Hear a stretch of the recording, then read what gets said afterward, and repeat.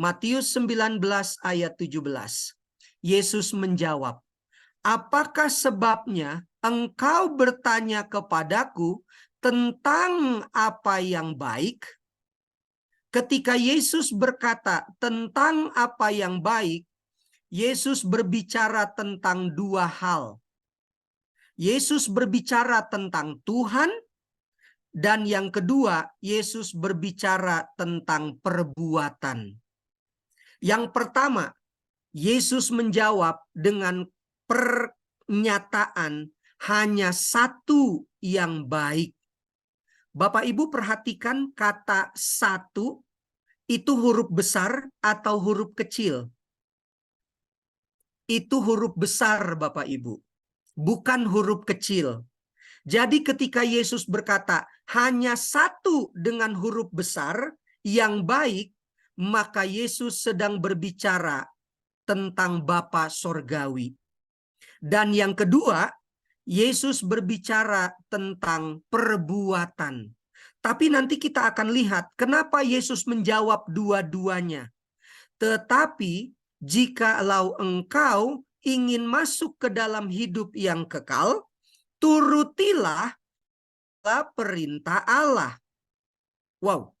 Sementara tadi saya sudah katakan bahwa perbuatan kita, usaha kita tidak pernah membawa kita ke dalam hidup kekal. Loh, jadi mana yang benar ini? Sebentar Bapak Ibu, tenang saja. Sementara di Markus dan Lukas bahasanya sama. Mengapa kau katakan aku baik? Tak seorang pun yang baik selain daripada Allah saja. Bapak Ibu lihat, Yesus menjawab dua pertanyaan yang sepertinya berbeda. Sekalipun demikian, sekali lagi, Yesus dengan bijaksana dan baik menuntun orang tersebut dengan jawabannya. Kata satu, hanya satu yang baik, kata satu Bapak Ibu, dengan huruf besar itu, bahasa Yunaninya adalah hen. Jadi hanya hen yang baik. Kira-kira begitu ya Bapak Ibu ya. Hanya hen yang baik. Jadi ketika katakan hen dalam bahasa Yunani, maka kata hen itu mempunyai dua arti. Yang pertama, kata hen artinya satu-satunya Tuhan, Allah yang Esa. Dan yang kedua, Bapa dan Anak adalah satu kesatuan. Dalam hal ini, unity. Jadi ketika Yesus berkata, "Mengapa engkau berkata aku yang baik? Aku ingin memberitahukan kepadamu hanya satu yang baik. Yang baik itu adalah Tuhan, Bapa yang kekal itu." Di saat yang bersamaan, Yesus menjawab pertanyaan di Matius, "Guru, perbuatan baik apakah?" Yesus berkata, "Turutilah segala hukum-hukum Tuhan." Bila mana kita melihat kata satu yang terdapat di Matius 19 ayat 17, Markus 10 ayat 18, dan Lukas 18 ayat 19, yang menunjuk kepada yang baik itu hanyalah Tuhan. Tidak ada yang baik di bawah kolong langit ini, maksudnya manusia, karena semua sudah berbuat jahat. Maka kata satu di tempat yang lain, di sisi yang lain, itu adalah berbicara tentang kemanusiaan. Dan itu kita dapati di Matius 19 ayat 21, Markus 10 ayat 21, dan Lukas 18 ayat 22. Ketiga penulis kitab menggunakan kata satu untuk dua versi yang berbeda. Yang satu adalah itulah Tuhan, tetapi di sisi yang lain penulis menggunakan kata satu untuk memperlihatkan kekurangan, ketidaksempurnaan dari manusia. Itulah sebabnya Matius 19 ayat 21. Bolehkah seseorang membacakannya? Ini adalah jawaban Yesus terhadap pertanyaan orang yang datang kepada Yesus itu. Bagaimanakah supaya saya bisa masuk ke dalam hidup yang... Matius 19 ayat yang ke-21, kata Yesus kepadanya, "Jikalau engkau hendak sempurna, pergilah, jualah segala milikmu, dan berikanlah itu kepada orang-orang miskin, maka engkau akan beroleh harta di sorga. Kemudian datanglah kemari dan ikutlah aku." Terima kasih. Di sana jelas dikatakan, jika engkau ingin sempurna. Kalimatnya, bila mana kita bandingkan dengan Markus dan Lukas, maka yang dimaksud dengan kata jika engkau ingin sempurna, artinya masih ada satu lagi kekuranganmu. Bila mana kita mau bandingkan dengan Markus 10 ayat 21 dan Lukas 18 ayat 22, itu menjadi satu kesatuan. Bolehkah dibacakan Markus 10 ayat 21?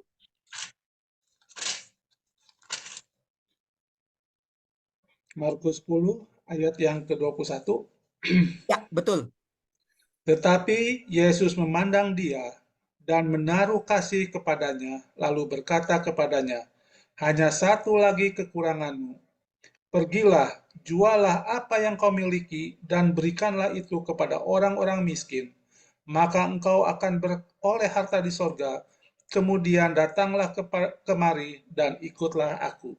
Terima kasih. Bapak Ibu, lihat baik-baik.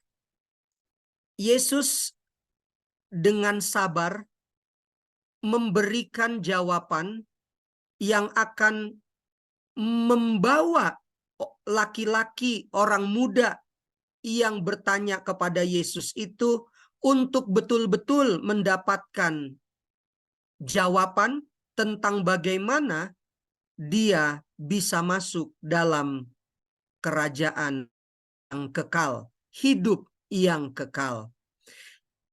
Yesus memulai penjelasannya dari pertanyaan orang tersebut. Guru, perbuatan baik apa? Yang kedua, guru yang baik. Nah, lihat itu.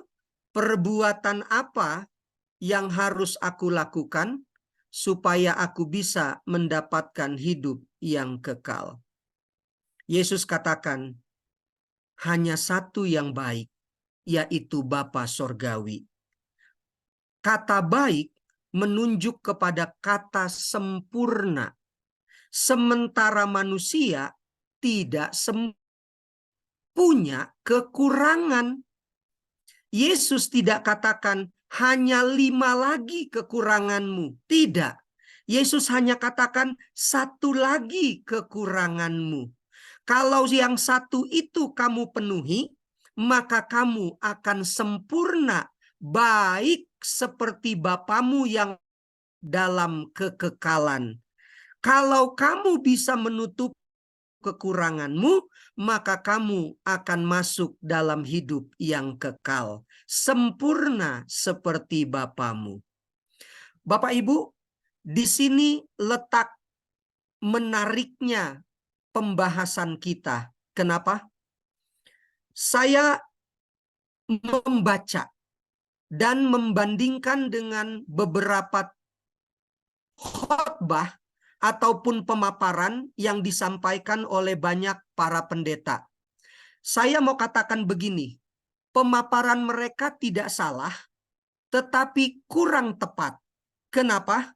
Setelah saya membaca beberapa buku, penekanan ketika Yesus kata, hanya satu lagi kekuranganmu, atau tinggal satu hal lagi yang merupakan kekuranganmu, itu tidak berbicara tentang harta, Bapak Ibu. Kenapa? Tadi sudah dibacakan oleh Pak Agus.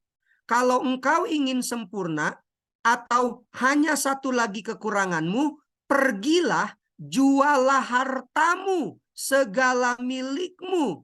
Inilah yang diangkat oleh banyak pengkhotbah. Saya tegaskan tidak salah, tetapi kurang tepat. Kenapa? Karena ketika akan pergilah jualah hartamu, itu merupakan reaksi dari penekanan yang sebenarnya Yesus ingin sampaikan. Jadi poinnya bukanlah jual harta, bukan di situ. Itu hanya dampak dari satu lagi kekuranganmu yang ingin kusampaikan kepadamu. Kalau kekuranganmu itu sudah kau sadari, lalu kau bertobat, maka, begitu Bapak Ibu, maka pergilah, jualah hartamu. Itu ingin sampaikan. Secara prinsip, tidak ada perbuatan yang dilakukan oleh manusia yang oleh perbuatan itu manusia dapat memperoleh hidup kekal. Hidup kekal hanya didapat oleh kasih karunia melalui iman. Dasar iman akan membawa manusia menunjukkan imannya melalui perbuatan baik. Perbuatan baik yang ditunjukkan memperlihatkan bahwa seseorang mempunyai Tuhan yang adalah baik atau sempurna adanya. Kalimat ini saya dapatkan dari Alfa dan Omega, satu buku namanya Alfa dan Omega, jilid 1 halaman 172. Kalimatnya bagus sekali. Bolehkah seseorang membacakannya? Banyak orang yang gagal memahami hubungan antara iman dan perbuatan. Mereka berkata, "Percaya saja dalam Kristus, maka engkau selamat.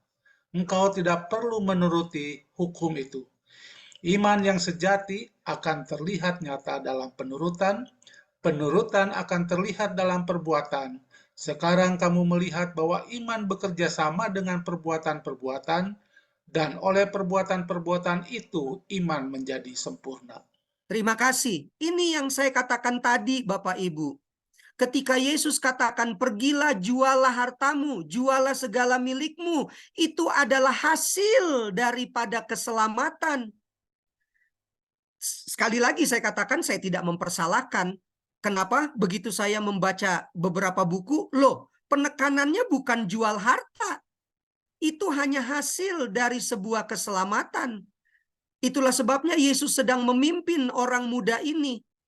Jika demikian, itulah sebabnya Yesus berkata begini, "Tetapi jikalau engkau ingin masuk ke dalam hidup, turuti segala perintah Allah."